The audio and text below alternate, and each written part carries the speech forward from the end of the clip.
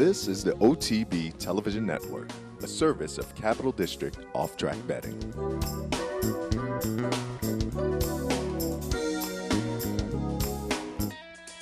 It's Golden Sense in full flight for the wire over Flashback, and Golden Sense have won the Santa Ana Derby. Orb has won the Kentucky Derby. First of the game. Will take charges surging, and it's a photo finish. It's too close to call. And Animal Kingdom wins the Dubai World Cup. Macho Man! Broadcasting live from the Capital OTB studios, this is Racing Across America with Seth Merrow.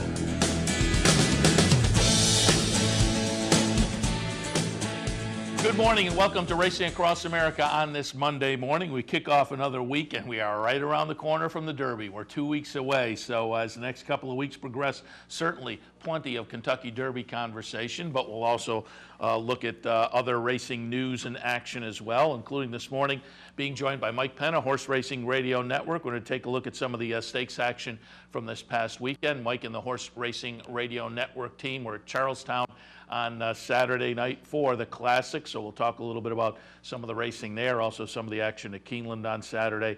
Then we'll be joined by Frank Vespi, managing editor-publisher, the major domo at theracingbiz.com, the website that focuses on news and events for Mid-Atlantic racing.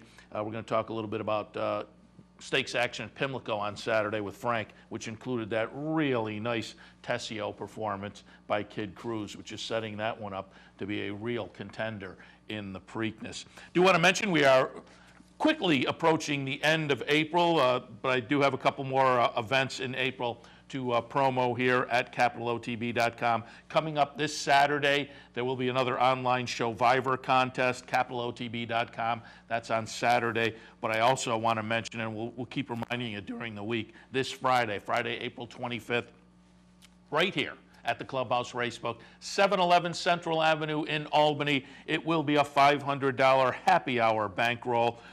Administered by our buddies from the Times-Union, Tim Wilkin and Mike Jarbo. They'll be in the house at the Clubhouse Racebook. 25 patrons on this Friday will be selected at random at about 2 p.m.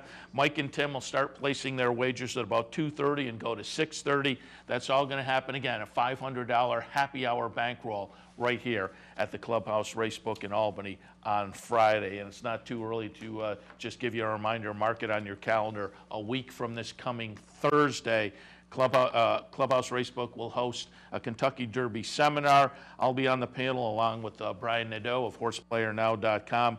That is coming up Thursday, May 1st. Again, a week from this coming Thursday. That'll be at 7 p.m. right here at the Clubhouse Racebook, the Kentucky Derby seminar coming up. As I said, it's around the corner. Some of the Kentucky Derby news over the weekend. Illinois Derby, Dynamic Impact just edges Midnight Hawk. And I'll tell you, it was kind of one of those where about mid-stretch I thought, Dynamic Impact's going to get there. And then as they got closer, about 50 yards away or so, I thought, I don't know. I don't think Dynamic Impact is going to get there. And then, boom, a surge. And at the wire, though, watching live, I thought Midnight Hawk had still won the race. But when the photo came out, it was Dynamic Impact over Midnight Hawk. And just looking here, because I wanted to mention the payoff, because on Friday's Racing Across America, we were joined by Ellis Starr, national racing analyst for Equibase. And the Illinois Derby, in fact, was the free feature of the week race on the Equibase website, where you could catch Ellis's analysis and selections. And he mentioned right here on the show his selection in the Illinois Derby, Dynamic Impact for Mark Casse and John Oxley. And I just, as I say, I wanted to give out the price, $21.20. So a nice call by Ellis Starr. Again, Dynamic Impact just edges the 2-5 favorite Midnight Hawk, who just got caught. Bob Baffert came out of the race and was quoted subsequently in the Racing Form as saying he thinks Midnight Hawk will appreciate a cutback in distance, and they're looking at Woody Stevens on the Belmont Stakes undercard. That was right, pretty much subsequent to the Illinois Derby that Baffert made those comments. Subsequently, there was an article in the Courier-Journal written by Jenny Reese. Jenny Reese said she had exchanged texts with Bob Baffert, and Bob Baffert has not completely ruled out the Kentucky Derby for Midnight Hawk. He says he has to see what the defections are from the Kentucky Derby and make his decision then. But given the situation, the loss on Saturday, it was only 2 weeks out from the Kentucky Derby, Baffert talking about the Woody Stevens, which is only 7 furlongs, you would have to think that's probably the direction they're tilting in. But again, he hasn't completely ruled out the Kentucky Derby for Midnight Hawk. On the other hand, Dynamic Impact, no points to get into the Kentucky Derby, so they're out of that picture. But Mark Casse says they may look at the Preakness. They'll see how the next week or two play out and see how Dynamic Impact trains. But, you know, beginning with last season when Churchill Downs started the points system for the Kentucky Derby and excluded the Illinois Derby. The Illinois Hawthorne then moved the date a little bit of the Illinois Derby, making it a more logical prep for the Preakness, so it wouldn't be a shock to see Dynamic Impact take advantage of that and head towards the Preakness off of that effort. Other news in the Kentucky Derby, Wildcat Reds camp announced last week that Rafael Bejarano would ride Wildcat Red, but subsequently Luis Saez, with the sidelining over the weekend of Cairo Prince, Luis Saez became open. Saez has ridden Wildcat Red before. They put Saez back on. So Luis Saez on Wildcat Red now, a little juggling up of the situation with the jockeys. Saez was on board Wildcat Red for a workout at Gulfstream on Sunday, 48.69, galloped out 5/8 in 102.30. Some other works on the weekend. Intense Holiday went a half mile at Palmettos in 48.75, working with older stablemate Mike Romanage. That's kind of interesting. And We Miss Artie also working in company. We Miss Artie went with Capo Bastone and worked 5/8 in 101.19. So a couple of Baffert trainees get workouts down in Florida. And that was the game plan. He had workouts for some of his horses last weekend in Florida. He said they would work out again this weekend, yesterday and the day before, and then sometime this week ship out to Churchill Downs and likely get some kind of work over the track there as well. So we'll keep our ears to the ground as how that shipping and subsequent training, particularly up at Churchill, goes. We'll be watching and reading in the Racing Forum what Mike Welch has to say, because Mike Welch will move up to Churchill. I would guess maybe within the next couple of days. Maybe he's there already. I think about 2 weeks out, we'll see Welch's workout reports start to show up for the horses at Churchill Downs. And those are always significant, just because some horses, some of the workouts are just, they're standard workouts. But some horses, particularly when you get a guy like Welch, who is an experienced workout watcher, he reports on some horses who just don't seem to take to the track, and on the other hand, some horses really seem to take to it. So again, a majority of them will probably be somewhere in the middle, but you might have one or two or on one end, one or two on the other that don't like it or do like it, that you can start to make some decisions based on workouts as well. Ring Weekend, the West Point horse, a little bit on the fence given the second place finish in that Calder Derby a couple of weeks ago. He has subsequently moved up to Fairhill for Graham Motion, and Ring Weekend was originally slated to stay down in Florida and then ship to Kentucky from there. But Graham Motion ships up to Fairhill. That's his home base. He says that Ring Weekend has done really well there. He's been in good form. He's moving well. He looks good. And Motion says, I can see him every day. I'm more comfortable having him here. It's my environment. And so Ring Weekend now at Fairhill and working there.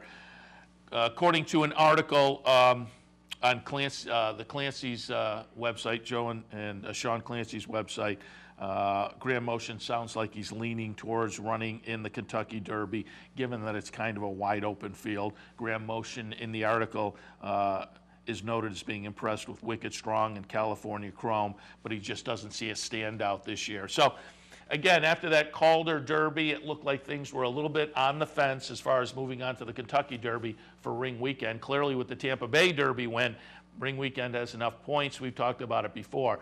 Ring Weekend owned by West Point. That's a syndicate. Your whole game plan there is the experience and getting your partners to these big events.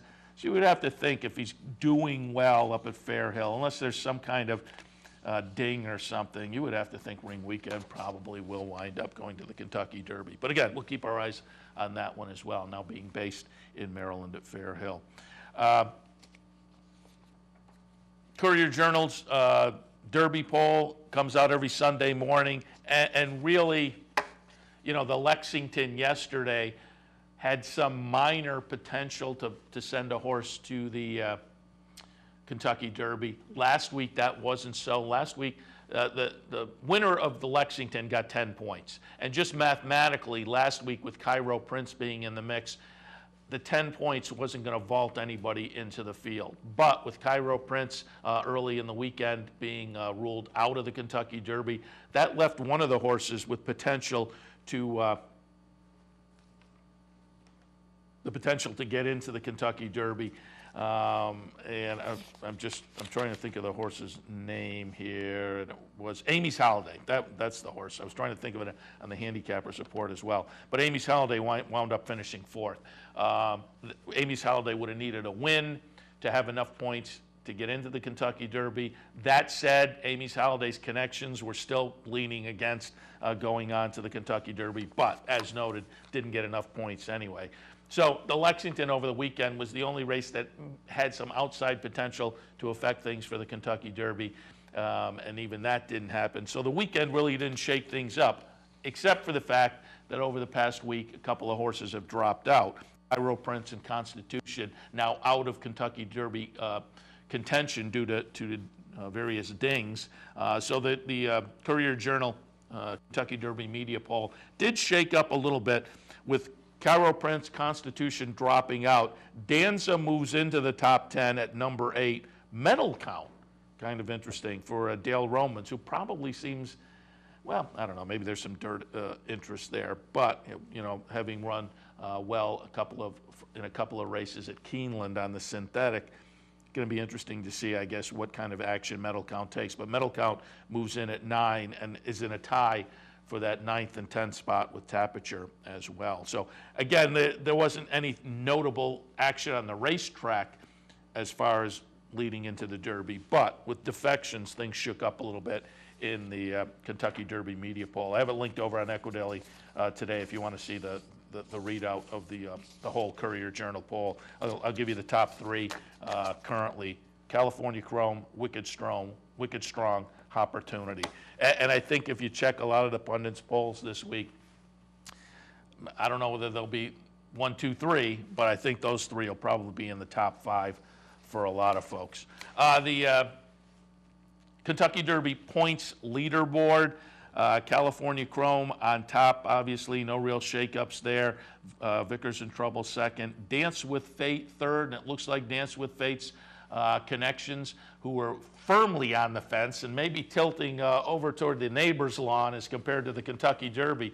They have now kind of tilted more in favor, and it looks like they're going to go to the Kentucky Derby. It's just tough. You're sitting third on the points list. You're in, and it's tough to avoid the siren call of the Kentucky Derby. So it looks like Dance with Fate will go. Looking down towards the bottom of the list of things as things have shaken up, again, with Cairo Prince coming out, Vince Ramos is now number 20 on the list with 20 points.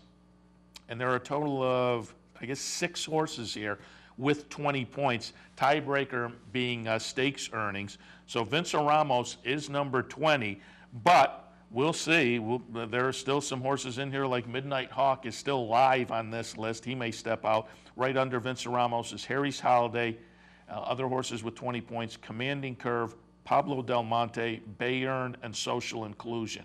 They're 21 through 25.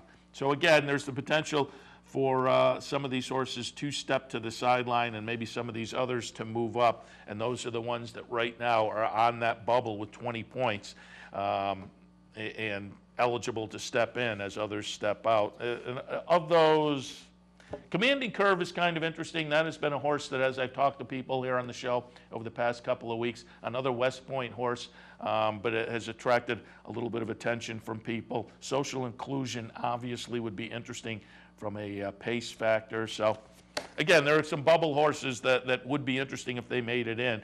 But I think the body of the field, and then looking at the cutoff and who's below, I don't think there's anybody left out this year that we're going to really wring our hands over. I think the logical contenders in a year where, I don't know whether there are super logical contenders, but I think all the horses you would want in are probably going to make it into the starting gate, save an injury or something, make it into the starting gate on Kentucky Derby Day.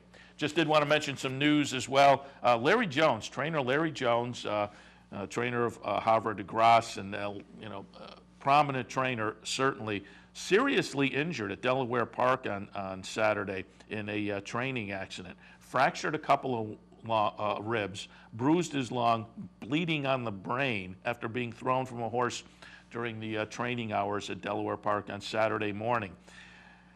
And Larry Jones' assistant says the bleeding on the brain does not require surgery, and she's quoted as saying, as long as it doesn't get any worse, it looks like he's going to be okay. But certainly keep Larry Jones in your thoughts. Good thoughts sending out to him after being fairly seriously injured in a training accident at Delaware on Saturday. All right, we'll take our first break. When we come back, we'll be joined by Mike Penna, Horse Racing Radio Network. Take a look at some of this past weekend stakes action right after this.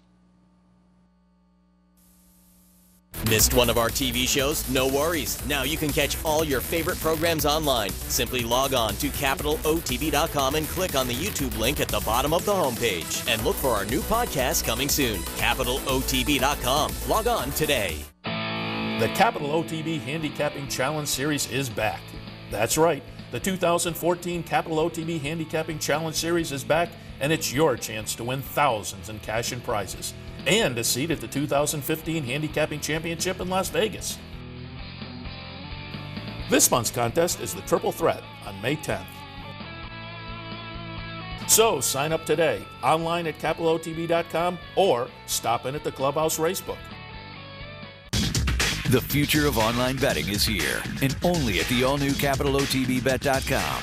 With a newly designed and engineered internet wagering platform, enhanced video streaming, additional funding options, and 3 new individual wagering opportunities, CapitalOTBBet.com delivers a state-of-the-art wagering experience found nowhere else in horse racing. Combine that with our all-new mobile website. You have 2 of the most powerful, innovative, and advanced wagering platforms available today. CapitalOTBBet.com. Log on today.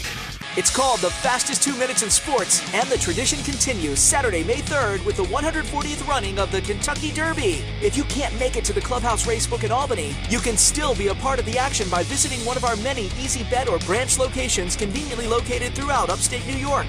For a complete list of our Easy Bet and branch locations, log on to CapitalOTB.com. Capital OTB and CapitalOTBBet.com. The most convenient ways to wager on all the Triple Crown races. I'm Anthony Mormino. Join me weekdays at 9 for the Handicappers Report. We'll handicap the top tracks across the country and help you prepare for the day in racing. That's the Handicappers Report, weekdays at 9, only on the OTB TV network. Welcome back to Racing Across America. Seth Merrow in here on this Monday morning. Thanks for joining us. Waiting to make contact now with Mike Penna of the Horse Racing Radio Network. As noted, he and his team down at Charlestown on Saturday night covering the Charlestown Classic. We'll have a little discussion about that as soon as we get in touch with Mike. Another article I brought in this morning that I did want to touch on, and again, have it linked over on Equidaily or just go over to the Racing Forum. Mike Watchmaker, a nice article, grading the final Derby preps, and it's kind of interesting. Santa Anita Derby, the top of the list for him, and Mike Watchmaker says, if you think a prep other than the Santa Anita Derby merits a higher grade this year, then you are either the world's biggest contrarian or you haven't been watching. And I think that's kind of a consensus opinion. So again, you can find that Racing Forum website, Mike Watchmaker, grading the final Derby preps. Happy to be joined now by Mike Penna from the Horse Racing Radio Network. Good morning, Mike. Hey, Seth, good morning. And I noted at the top of the program, you and the Horse Racing Radio Network team were down at Charlestown this weekend. Just give us, before we talk specifically about a couple of the races, what was the atmosphere like Saturday night? It was outstanding. You know, they had all of the dining rooms sold out well in advance, so it was a packed house. The apron was full. We walked around before we went on the air at 9 o'clock Eastern time, and it was a great crowd, everybody having a good time, and all in anticipation of Game On Dude, and we'll talk about the race in a minute, but he really was the big draw, and it was a festive atmosphere. It was a good time. That's great to hear. Talked to Eric Zimney on Friday, and certainly they were anticipating a big night, and they've done a great job down there with the Charlestown Classic, $1.5 million, and they came up with a field that I think they deserved, certainly highlighted by Game On Dude. And why don't we get right into it? It was the Charlestown Classic on Saturday night. Game On Dude, obviously the horse to beat, 3-5 favorite in here. Number 3, Game On Dude, as we watch the race, will wind up running second. Imperative will upset the race. Number 7, Under Kent DeSormo, coming in from Southern California off of a dud in the Santa Anita Handicap. But the San Antonio right before that showed a little bit of promise for Imperative. So this one wasn't absolutely a total head scratcher, although at 26-1, the betting public kind of dismissed it. And I think if you were going to try to beat Game On Dude, I think you might have looked at Long River or perhaps Marino in here or one of the other horses, or Clubhouse Ride, who gave him such a duel in this race last year. But it winds up to be Imperative. And I'm just wondering, was there silence on that apron after this race? Yeah, I don't think anybody really knew what to think after that. I mean, 25-1, you didn't really see it coming. You could have made a case that he was one of the few horses in here that was going to be coming from off the pace if it got too quick early. And look, Game On Dude ran very well, but he never did get a breather. He had Marino right off of him the whole way. He took the lead going up the backstretch for the second time, really, because they start the 1 1/8 race and go around 3 turns. They started on the backside. But when he turned in for the final time, he had the lead, but he had to work hard to get there. I think it was 46 and change for the half.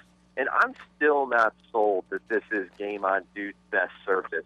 You remember last year, he held on to win over a fast-closing Clubhouse Ride and never looked comfortable over the surface, but he was able to exude his class and to get it done. I still don't think he really likes that racetrack. He ran well again this year. But as you know, just came up a bit short. And Imperative, what can you say? He took to it like a duck to water and made the big run around the final turn and was able to keep that momentum going all the way to the wire. Yeah, and I think Mike Smith agrees with you. The post-race comments, they said last year there were because of hoof issues, Game On Dude was wearing glue-on shoes, and they thought that may have been a reason he didn't take to the track. But Mike Smith indicated, you know what? It just doesn't seem like he likes this track that much. And again, given that, the second-place finish, pretty good effort from a classy horse, and they also picked up about $250,000. Yeah, no, it was a good run for him. And of course, if he had won the race, he would have become the all-time leading money-earning gelding in racing history. He would have surpassed the great John Henry. So that will have to wait for another day. But, take nothing away from him and take nothing away from the winner. I guess the question I had afterward was, can we look at Imperative now as being a horse that's going to compete consistently with the big boys in this handicap division? Because it's a loaded division here this year. And you have to wonder if Imperative, off of this win, will use it as a springboard to bigger things up the road. Yeah, that's a great point. And you come out of a race like this, as you say, did he just take to what's a quirky surface and a quirky sized track? And on the other end, Long River, I think he's probably better than we saw on the weekend for Kieran McLaughlin and the folks at Godolphin. And sometimes you just attribute that to what is kind of a quirky situation in a track like Charlestown. So we'll have to watch some of these horses next time out. Let's take a look at one more race from Charlestown on Saturday night, going to the Hilton Memorial for 3-year-olds. And again, I had Eric Zimney on Friday, and I talked a little bit about how Rise Up was going to be very interesting in this race, having shown some really nice talent as a 2-year-old, and then just not validating that down at Fairgrounds. It looked to me like they may have been looking for a little bit of a confidence builder on Saturday night, and certainly he got it as the 1-2 favorite. We're going to watch Rise Up win the number 3 horse pretty easily. But I also found the second place finisher interesting, number 2 Elevated, in that I think Phil Schoenthal is a really interesting up-and-coming trainer, perhaps, but also notable. Last time out, Elevated was in the private terms and well down the track behind Kid Cruz, who I think is making a little bit of a name for himself also as a 3-year-old. So again, a little bit of a barometer perhaps on the second place finish from Elevated. But as I say, a really nice confidence builder for Rise Up. Yeah, it certainly was. And he's a horse that at this point just doesn't appear to be the caliber of some of the other horses he was facing in his last couple of starts. For example, in the Louisiana Derby, he's a nice horse. He's put in some really, really good efforts at smaller racetracks, but when he goes to the big track, he seems to struggle a little bit. And maybe this will be the thing that he needs to get him going, and I'm sure Tom will take another chance at a big track with him, maybe Churchill Downs. It won't be the Kentucky Derby, obviously, but he's a nice horse, and he put it all together. And again, he won the way you like to see a 1-2 shot win. Typically, we'll see those horses hang on, and it'll be life and death to win. But he took it to him right from the start, and he acted as if he was the best horse, and he certainly proved it on Saturday night. Yeah, and he may be one of those horses that is aiming for those, B-level derbies around the country for the rest of the year. He did it in a nice way on Saturday. It says should be a contender if he chooses that route. All right, let's go on to Keeneland on Saturday. Let's take a look at the Ben Ali Grade 3 event, $150,000 purse, a 1 1/8 on the synthetic surface. And we're going to watch the number 9 Frack Daddy get it done. 5-1 for Kenny McPeek. And this is a horse that had some experience over this Keeneland surface before. After the race, Ken McPeek said, not quite sure where to go with him next. We don't have that many synthetic opportunities, which I'm sure they would like because he looked pretty good on Saturday winning the Ben Ali. Yeah, he really did. That was a tremendous effort for him, and a horse that many people are familiar with from the Triple Crown Trail last year. You remember he was drubbed in the Belmont Stakes. So was he beaten 60-something lengths in the Belmont, and all of a sudden here he comes with a big effort like this against some decent older horses, including Newsdad, who was sent off as favorite. And again, the same question for Frack Daddy that I had about Imperative. Is this a horse now that will be able to use this as momentum and prove that he can compete with some of the big boys in this handicap division later in the season? Still a lot to be determined there because this was a Grade 3 win. It was on a synthetic surface, so he has a lot of questions still to answer. But on Saturday, he looked unbelievable and certainly looked like a player. And Steel Case runs second for Mark Cassidy. That was a horse last week I found interesting in the race and went off at 14-1, so a little bit of value there. I think he's kind of fun to follow as well. All right, now let's go on to the 3-year-old race at Keeneland on Saturday, the Lexington. And I mentioned earlier, last week, if you looked at the math, there was no horses that had a shot to come out of this and gain the 10 points with the win and move into the Kentucky Derby. But when Cairo Prince went to the sideline, that put Amy's Holiday potentially in the mix. Amy's Holiday, the number 7 horse, will wind up finishing 4th in here. Mr. Speaker, the 1 will win this race. Number 6, Divine Oath, runs 2nd. Number 10, Supermonic, runs 3rd. Divine Oath and Supermonic, a couple of Pletcher runners in here. I think Divine Oath being very lightly raced, this is only the 3rd career start. The 2nd place finish was very nice and bodes well for this horse. But Mr. Speaker for Shug McGahee, obviously this was a synthetic win, but I think this is a real player in the 3-year-old turf division. Yeah, he definitely is, and I think when you look at those races coming up later in the summer and later in the spring here, he's going to be a major player. He tried the dirt. It didn't work out for him very well. Shug gave him the opportunity down at Gulfstream, and now going back to a synthetic surface, which, as we know, turf form tends to translate very well to that synthetic. And he looked the part on Saturday. He had to wait a little bit turning for home and then able to swing out and run by everybody through the stretch. Yeah, he looked great. I think that this is a horse that you can certainly take a look at up the road as being a player in that turf division. Yeah, and That's always a fun little subdivision, those 3-year-old turfers, so we'll keep our eyes on Mr. Speaker and see where he goes next. Again, they did try the dirt, didn't do so successfully, but wouldn't be shocked if they maybe tried it once more just to get a little bit more of a barometer. But again, I think this is a real player on the 3-year-old turf division. Mike, we'll let you go, but before we do that, I just did want to mention I pulled up and took a look at this week's archive, and I haven't had a chance to listen yet. But you had my man, my favorite trainer, the guy I typically make a little money on. You had Jonathan Shepard on this week. Yeah, Jonathan joined me for the full hour on our Trainer Talk show, and he was amazing. He took me from the very beginning of his career in horse racing and walked all the way through. I probably could have spent another hour with him because his story is so fascinating, but he talked about all of his personal tragedies that he's had to overcome, and there have been several, and how he's done that and been able to continue at the top of the game. It's a great, if people haven't heard it, they can go back and listen to the Trainer Talk archives at horseracingradio.net. I would highly recommend that one. He was great. Yeah, like I said, I haven't had a chance yet, but that is definitely on my list. As I sit down and work today, I'll pull that up and listen in the background because I am a huge Shepard fan, as people who watch this show know. Mike, as always, we appreciate the visit and the look back on some of the stakes action. Again, we'll tell people to go to Horse Racing Radio Network and pick up on some of the things that you had last week that can be found in the archives. Thanks for the visit. We'll talk to you next week. You got it. Thanks, Seth. Mike Penna from the Horse Racing Radio Network. We'll take our next break.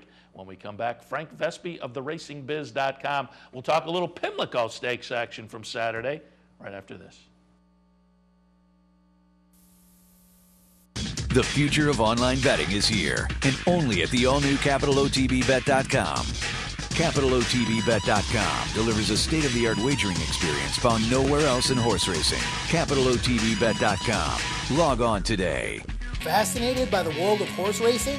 Interested in honing your handicapping skills? Class is in session. Night school, Monday nights. Easy to access online. It's free, interactive, and informative for the casual and serious race fan. Horse Player Now Buzz. Live horses to watch emailed to you daily. Our eyes, your prize. Night School in the Buzz. Visit horseplayernow.com for details. Each morning on the OTB TV network, you get the very best in horse racing programming. Weekdays begin with the Handicappers Report, where professional handicappers share their selections and analysis of the day's racing. Followed by Racing Across America, a daily conversation with racing personalities from around the country. Saturdays include Down the Stretch, where Mark Casano speaks with the biggest names in racing. And Sunday mornings, it's Loose on the Lead, where Steve Bick and I offer news and a unique lineup of weekly guests. All here on the OTB TV network. Funding your Capital OTB Bet account is as easy as 1, 2, 3. 1. Easy Money. Clearly the fastest and easiest method of depositing funds into your account. Make deposits or withdrawals in just minutes. 2. Green Dot Money Pack. Gives you instant access to your funds. Green Dot Money Packs are available at thousands of retailers nationwide. And 3. MasterCard Visa. Simply click on the link from the funding page, enter your account information, and fund your account. CapitalOTBBet.com. Log on today. It's called the fastest 2 minutes in sports, and the tradition continues Saturday, May 3rd with the 140th running of the Kentucky Derby. And there's only one place to watch it, the Clubhouse Racebook. To be a part of the excitement, reserve your seat today by calling 446-4010. Welcome back to Racing Across America, and we're happy now to welcome Frank Vespi from TheRacingBiz.com, the website that covers all the racing news and action in the Mid-Atlantic region. Good morning, Frank. Hey, Seth, how are you? Very good. Happy to have you on board because I know you were down at Pimlico on Saturday. Before we touch specifically on some of the stakes action, just give us a little overview of what the track was like on Saturday, weather-wise, crowd-wise. It was a great day. It was really a nice day at the track. They had put a really good card together. It was a nice crowd, and the weather was finally good, so people are starting to get a little bit of spring fever, I think, and starting to think about the Triple Crown and the big races to come, and so this was a nice, kind of a preview day for all that, and so it was really a nice day. Yeah, and that's what I was thinking when I asked the question. It's the same up here. We're getting some nice weather. There's some spring fever, and so you can see that this would be the kind of weekend that folks would make it out to the track. particularly with the nice card they had, the nice stakes action. And we'll go through them one by one here because I think there's interesting stories in virtually all of these stakes. A little bit earlier on the card was the Stormy Blues. It was for 3-year-old fillies going 5 furlongs on the turf. As we watch the stretch run, it will be number 2, Knit One Per 2. We also talked last week, obviously, with Dave Rodman a little bit about these and previewed them. I thought Misbehavior from Phil Schoenthal was going to be a little bit interesting in that she was so nice early in her career, and then in the Delta Downs Princess doing a little bit of a dud, but this was her seasonal debut. She's going to wind up finishing 3rd in here. Sweet Emma Rose, the 4-5 favorite, the number 8 horse, will wind up finishing a disappointing 6th for Wesley Ward. But again, last week, and I think it was with Dave Rodman, I'm not quite sure. One of the guests, though, last week said this time of the year, watch out for some of the Gulfstream shippers, because sometimes they throw better numbers down there than they do when they move out to some other racetracks. That proved to be the case with Sweet Emma Rose. But again, Knit One Per 2 for another trainer. I said earlier on the show, Phil Schoenthal, a guy who I find very interesting and kind of an up-and-comer, but Dane Kobisky, certainly a trainer we've talked about over the past year or so in the Maryland Mid-Atlantic region. He gets it done in the Stormy Blues. Yeah, it's a Dane trains for PTK LLC, which is a Charlottesville-based group, and they've got a pretty big stable, and they do quite well, and they win a lot of races. And this is she's a pretty nice filly. She's a tail of the cat filly who they hadn't had on the turf, and then just about a week before this race, they put her in a 2 other than against older fillies, and she almost won it. And so coming off that, they said, gee, you know what, we ought to take a shot at the stake here, and they did, and it worked out. The horse that ran second is a horse named Hot Squeeze, and it was the second time that she just barely lost a sprint stake in Maryland on the grass. So she's had a little bit of tough luck, and but it was really a nice stretch drive, I thought. And with Misbehavior you mentioned, I talked with Phil Schoenthal after the race, and this race, what he said is every horse should at least once in their life try the dirt and try the turf, and this was her try on the turf. But the goal with her is Miss Preakness on Preakness Day, going 6 furlongs on the dirt, and they saw enough there that at least, assuming she stays in one piece, the plan is to continue on to that race. And for a seasonal debut, that might have been a good time to experiment. Just maybe put some fitness in the horse, and if you have something on the schedule already, it may have been a good spot to do that experiment. And as I say, get a little fitness into the horse as well. And I would love to see her rebound back to that nice form she showed earlier last year. Because I can tell you, Phil thinks she's training great. He's really happy with how she's training. I mean, you never quite know how a horse is going to transition from 2 to 3 and 3 to 4, but they feel like she's training really well, and they're really hopeful that she's going to have a bang-up season. All right, we'll watch for her moving forward. Now let's go out to the Primonetta a little bit later on the card. 3-year-old and up fillies and mares going 6 furlongs on the dirt. And I said earlier, seemed like all these stakes had something of intrigue, a little storyline or whatever. And storyline here, obviously, Winning Image. Certainly the game plan was going to be to go to the front, and that's just the way it played out. But went to the front with the venerable Tony Black on board, who I think is like 63 now, had retired within, the past year and a half, and has come back, takes limited mounts. But when a guy like that gets a chance at a $100,000 stake, that adds intrigue to it. So as we watch the stretch run, again, on the lead, Winning Image is going to get it done as the number 3 horse. Even though at the top of the stretch, I thought she was going to get swallowed up. But what a gritty performance on the front end. Yeah, I mean, she's really a neat filly.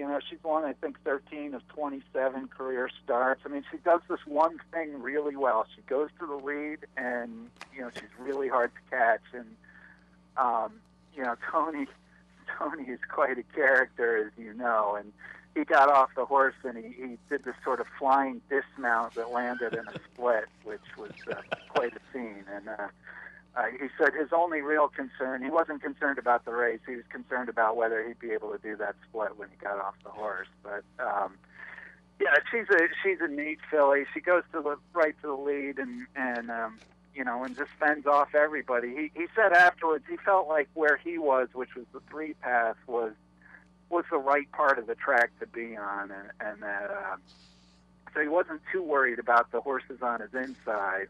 It was the horses to his outside, but she just kept them all at bay, and that was her first start in a while too.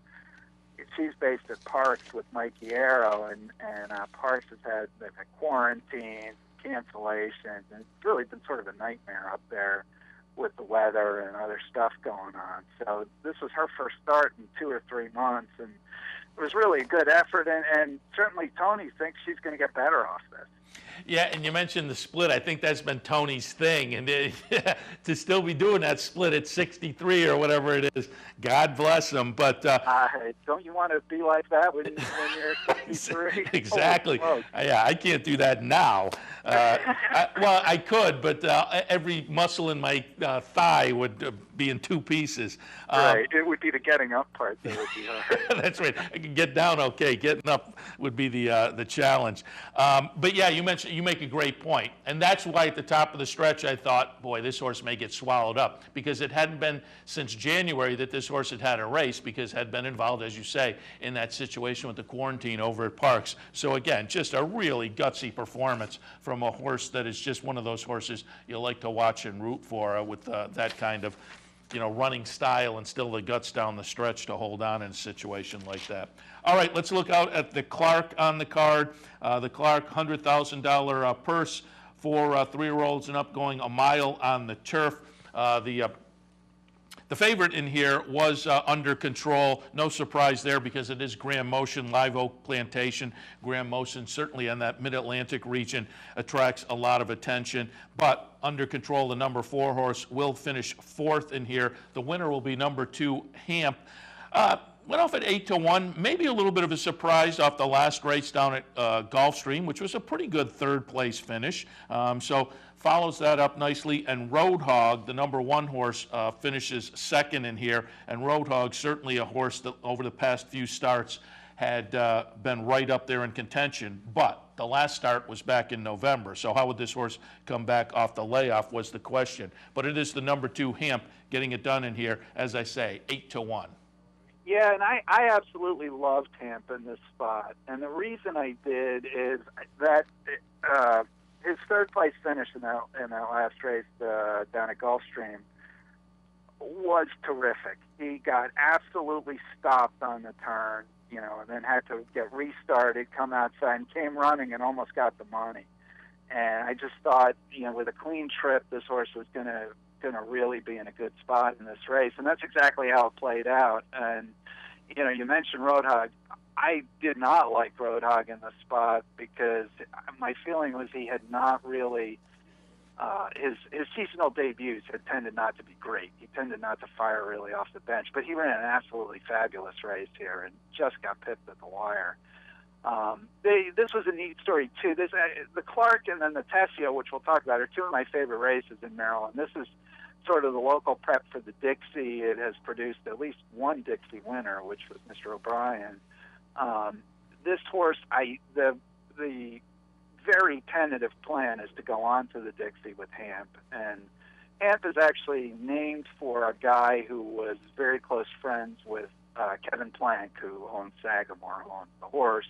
A guy named Billy Hampton, who died prematurely, and so there's this kind of really neat emotional connection. Nacho Correas, who trains the horse, is saying it's a really sentimental horse for everyone at Sagamore, and so it was kind of neat to see them, get the money here in a really good stretch battle. And the horse you didn't mention is Natello, who came in 3rd, who was a French import for Graham Motion, who had come in 3rd in the Sword Dancer last year and then not run a step in 2 subsequent starts, but suddenly came back and ran a pretty nice race here.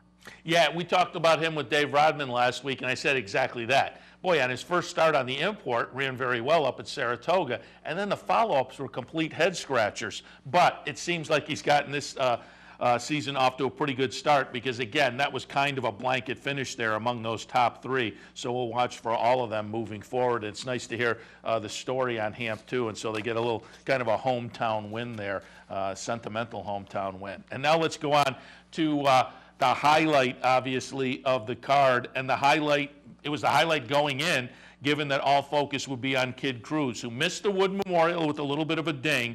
Linda Rice said, well, they'll go down to Pimlico, go in the Tessio. If he runs well there, we'll come back for the Preakness. And boy, did he run well. That last race was just such an incredible performance by Kid Cruz in the private terms, coming from out of the clouds to win that one. It was a complete eye-opener. Now, on Saturday in the race we're about to see, he was up a little bit closer to the pace, but that said, he wasn't on the pace by any means. And given that they went 24:50 and 1:16 at the top of the stretch, I thought, oh, he's not going to be able to catch him with those kind of fractions. Not only does he catch him, he runs away from him as the 6-5 favorite. So he was very impressive. Joint Custody, the 4-horse, who I've been on all winter long, ran a very good race down the stretch and just got caught to lose the second place finish. So the top 3 will be number 7, Kid Cruz, number 3, Matusak, number 4, Joint Custody. But again, I think Linda Rice is going into the Preakness with a very interesting horse. Yeah, he's the real deal, in my opinion. I think he is a really nice horse, and you can see if you watch these stretch runs that he's made. I mean, he kicks it into another gear, literally kicks it into another gear, and it looks like he's floating across the track. He's barely even hitting the dirt. It looks like he's kind of flying, and this is as you said, the pace was absolutely glacial, so he was a little bit closer to it, but then when he kicked it in, it was all over, and he went on nicely. And as I say, I think he's the real deal. I think he's a horse that will have a legit shot if he comes back to Baltimore for the 3rd Saturday in May. And he's another one with a neat story behind him. The guys who own him, the Vina Del Mar guys, Stephen Brandt and Rick Boylan, Stephen's mother had passed away just after they claimed this horse for $50,000, and he said, Linda Rice. He told her before she passed away, obviously, that Linda Rice really liked the horse, and they were thinking of nominating him for the Triple Crown, and she told him, his mother told him, well, you'll be in it and you'll win, and so they had been carrying her like the funeral card to the races with them, and so it's got a real sort of emotional meaning for them, and so it was a neat story, and this is a neat horse who I think we're going to be hearing a lot of. You mentioned Joint Custody, and all he does is run good races. He's a nice horse. He's not quite at that level, but there's nothing wrong with him. Yeah, and again, I've been talking, and Dave Rodman and I have laughed during the past couple of months because I was on him, and so whenever he's in a race, Dave will say, well, your boy's in again, and as you say, he's moved out. He's gone between some state-bred races where he does very well and Open Company, and been absolutely competitive in Open Company, but he just can't quite get it done. But certainly you look at the record, and he's up there in exacta finishes more often than not, well over a couple of $100,000, so just a hard knocker that's easy to root for. Frank? Hey, Steph, what do you think about Matusak? I think he's a horse that keeps inching forward. I feel like he's going to be pretty good a little later in the year. Yeah, and he's trained by Bill Mott, so this may just be one of those horses that is just Mott's picking the spots and taking a little bit of time with them, and given the spots he's picking, he's hoping that maybe, I think, boosting some confidence and whatnot. As you say, prior to this, he was 3rd in the private terms behind Kid Cruz, now moves up to 2nd. So he could be a horse that, as you say, as the year progresses, could be a little bit interesting. Yeah, I mean, that's sort of my take. Is he might not be quite there for the Triple Crown races, but wouldn't shock me to see him at Saratoga in the summer. Yeah, particularly being out of the Mott barn. Frank, before we let you go, I want to touch on a couple more subjects, some of them from your website, and then just one in general here. And the general one is you're down there in Maryland, and of course Frank Stronach now certainly integrated into that Maryland circuit. And Frank Stronach came out with the press release last week that he will be instituting house rules at his racetracks around the country that will strengthen medication rules. I'm wondering if there was any buzz down there in Maryland regarding that. There hasn't been a ton of buzz. There's been a little buzz. There's been kind of some head scratching. to be honest. I mean, I think there's a sense of, sort of what does this mean exactly? Some of the house rules, how are you going to do a pharmacy? I mean, it's an interesting idea, but how do you do it? And so I think there's that, and then of course a couple of his proposals. I think one was the no buzzers. I mean, some of these are things that are already in the rules, but I think everyone's kind of not sure how the rubber's going to meet the road exactly. And I think that seems to be, when that came out, I said, gee, over the next few days, I'm sure we'll hear a reaction. And we did, from various parts of the country and various organizations. And I think that's kind of been the consensus. Interesting ideas, some of them worth exploring, but how exactly, the devil is in the details kind of thing. So it doesn't surprise me that's what it is down in Maryland as well. Now I want to touch on, and I think I still have it linked on Equidaily. I did last week when it first came out, but I want to touch on at least one of the stories from theracingbiz.com, and tip my cap to you and your wife, because your wife, I guess, was behind this story. This was a fun story. An 89-year-old Fred Tallarico, your wife got a day for him over at Pimlico because he was 59 years an usher before he retired. Goes back, walked Penny Chenery into the winner's circle after the Preakness with Secretariat. I guess Fred also was a part-time trainer, and back in the 60s gave a leg up to the likes of Bill Hartack on one of his horses. But it was a fun story, this 89-year-old coming back to the track and visiting, and I guess surprised him with a day at the racetrack. Yeah, it's and I will certainly let Erin know my wife know that you said this, because as you know, in married life you can't issue too much praise. So I'll certainly be sharing that. But yeah, it was really a neat day. Freddie had been an usher. He was a head usher for decades. He worked 59 Preaknesses.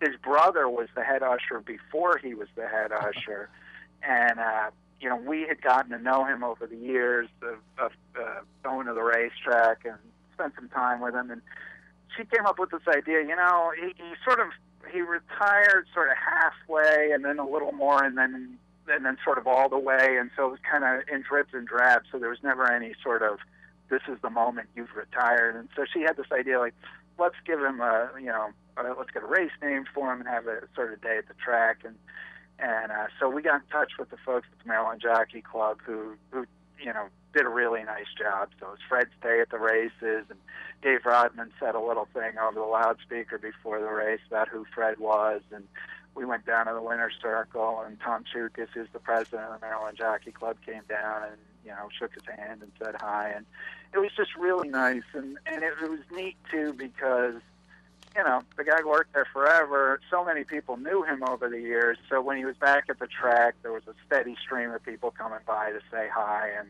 and catch up a little bit. And he really seemed to enjoy it. And his family enjoyed it. And it was just it was a nice thing. And in racing, there's so many people that have been around it for so long and who are sort of unsung. And it was kind of nice to sing them a little.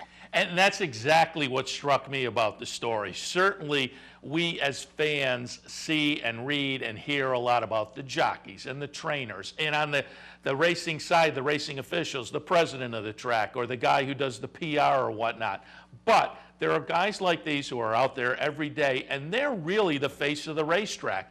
The ushers and the parimutuel tellers, they're the folks who are meeting with the customers day in and day out. And so when you get a guy like this who's been around for 60-some years, or the better part of 60 years, he's really the guy who's doing a lot of that day-to-day PR with customers and getting to know them and giving them, as I say, the face of the racetrack. So it was really nice to see somebody like that had the tip of the cap given to him.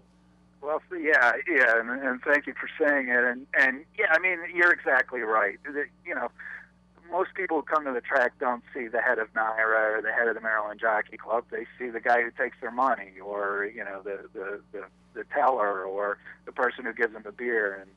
And these are exactly, as you say, the face of the racetrack. And so it was really a nice day. We really enjoyed it, and Freddie enjoyed it. And one of the other guys who came down and was a part of it is a guy named Tony Marino, who's been an usher for over 30 years there, and who is 88 and still working. And so it was kind of fun to get those two guys together again. And the racetrack, for a lot of people, it becomes a kind of home. And these are the people who make it home.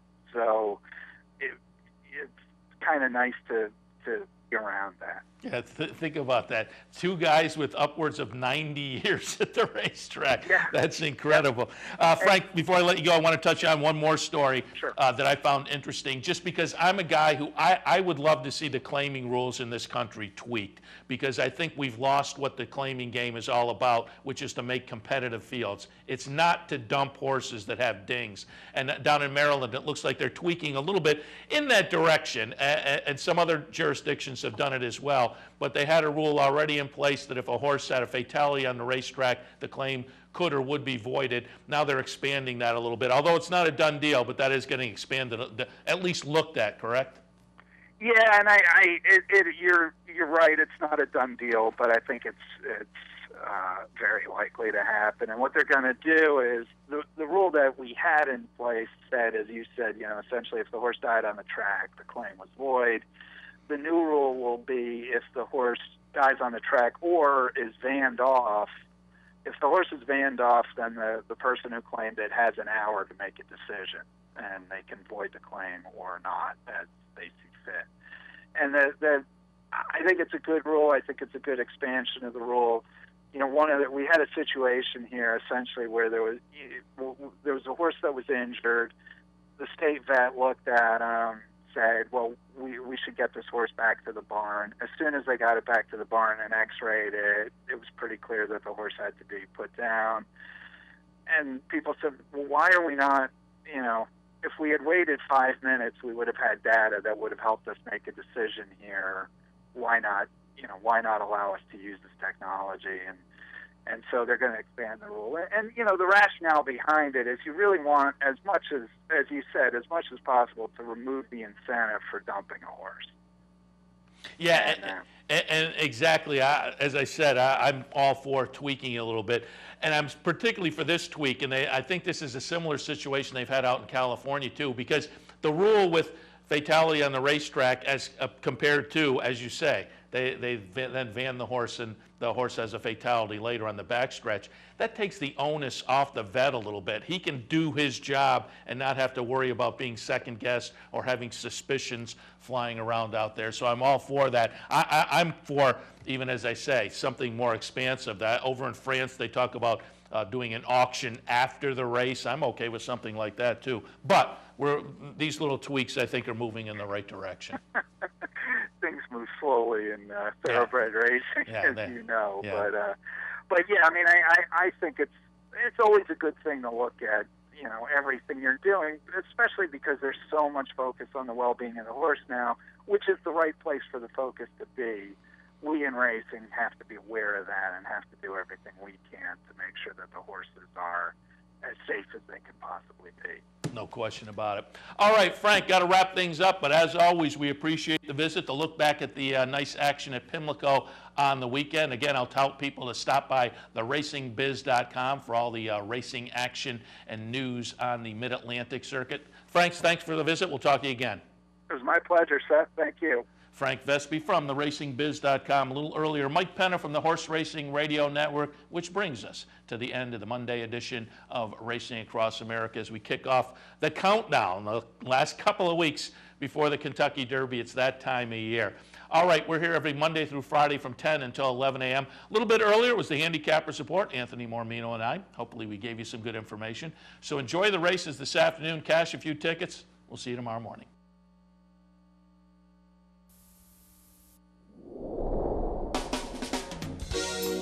You're watching OTB TV, a service of Capital Off Track Betting.